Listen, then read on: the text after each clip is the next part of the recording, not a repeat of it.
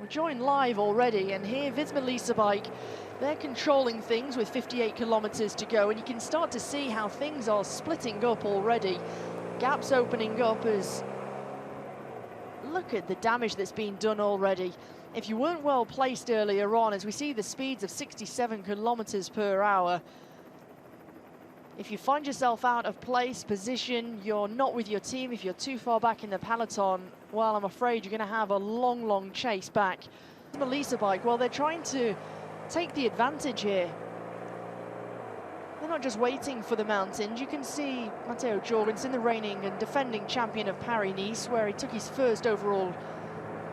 If you haven't already seen on the team's news channels and social media channels, sadly, Jonas Vingegaard didn't take to the start today. Remy Cavagna, our lone leader, he was previously with two of the riders in the breakaway. There is Matteo Jorgenson, who just does his turn, he swings off, he's helping with his teammates. Victor Campenaerts is here, as is Bart Lehman. Axel Zingler's here, as is Schelmoser by the looks of things at the back for Lidl Track. Chaos in these winds, 77 kilometers per hour. We're well ahead of the fastest predicted schedule. Additions.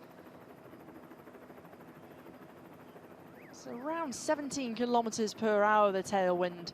Look at the bodies that are everywhere.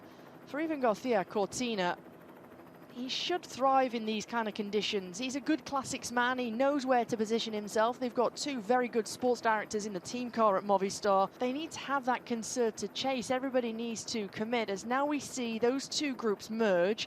So the Ineos Grenadiers are in a very strong position. Visma Bike are in a very strong position.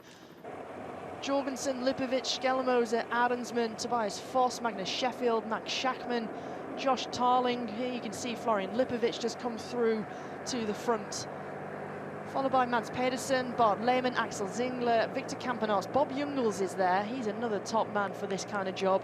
Samuel Watson, who's already had a wonderful start to the season with his new team. Movistar have been riding.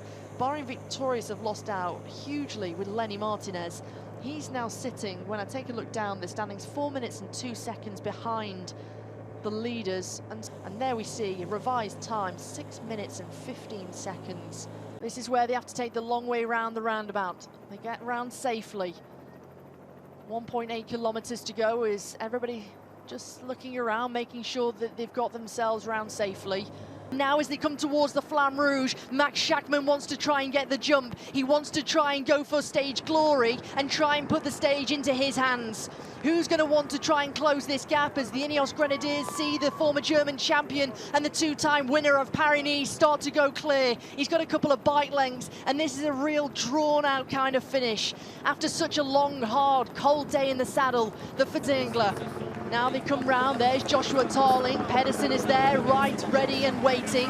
Zingler in the yellow, watch out for him, he's looking for his first ever World Tour victory. Can he try and deliver where a day that Matteo Jorgenson has benefited in gaining time in the general classification? This is a really hard, brutal kind of finish. Pedersen strikes, Pedersen tries to go for glory. Tarling's riding the wheel, Axel Zingler's boxed in, but he can't quite start to sprint. Sam Watson is trying to come forward. This has been a really early sprint for Pedersen. Pedersen's coming to the line. Tarling's trying to go for it. What a close finish. Look at that. What a day. Benefiting both. Schelmoser moves up. He gains the time. What a successful day for Lidl Trek. Well, Lidl Trek are happy in the background. Everybody wanting to try and sprint for their position and the placing. In the end, the riders in the general classification are going to lose out. Winning that is Tobias Lund, 1 minute and 54 seconds. Mads Pedersen takes the stage victory ahead of Joshua Tarling and Samuel Watson, the duo from the Ineos Grenadiers. Look at how close Joshua Tarling comes to Mads Pedersen. It would be great to see a photo finish of that. That was a close finish, wasn't it? What, half down at our general classification. Matteo Jorgenson continues to lead Paris-Nice.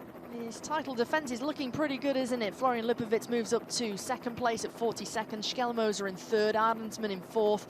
Almeida drops down a position, but he loses a big chunk of time, doesn't he? Foss in sixth, Sheffield in seventh, McNulty in eighth, Champoussin and Tejada rounding out the top 10.